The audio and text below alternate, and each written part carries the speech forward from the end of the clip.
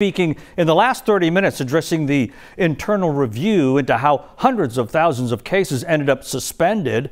It comes just one day after Mayor Whitmire announced he wants an independent panel to look into this as well. The chief having his say. He's now facing questions. This is a live look at the Q&A between the chief and reporters. We have a team inside that news conference right now. We'll be getting more answers throughout the day. But first, Matt Doherty joins us live at HPD headquarters with what the chief has laid out so far. Matt. Yeah, like you said, Ron, the chief started with an apology. He says he's not going to be using the code anymore. There's a lot of information. I'm going to go over some of the bullet points. There's a lot of numbers, so just bear with me. So he says it started back in 2016. He says in 2021, he learned about the code and told them never to use it again. He says he didn't know that sex crimes were included in the incidents that got that code. The chief says 4,017 sex crimes were not investigated due to lack of personnel. 32 investigators and supervisors are now contacting victims. 132 interviews with victims have been scheduled so far. He says almost 700 visits have been made to victims as well.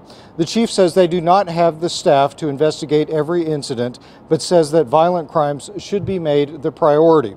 The chief says the statute of limitations will impact some of the incidents, but not the sex crimes incidents because they started back in 2016. One concern of mine as we go through the incident reports is, has the statute of limitation expired?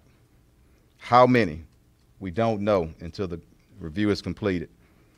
We do know, however, adult sexual assault incidents dating back to 2016 will not be affected because the statute of limitation is at least 10 years or longer for sexual assaults.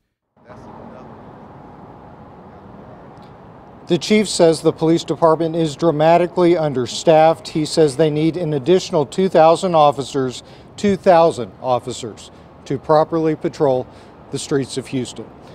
Of course, Ron, this is a massive story that we're going to continue to follow in the months ahead. We'll get you more updates in our later newscasts this afternoon. Back to you. A lot of information there. Thank you so much, Matt. And again, we're digging for more answers on all of this. We'll have more on this throughout the day here on the air and on KHOU.com.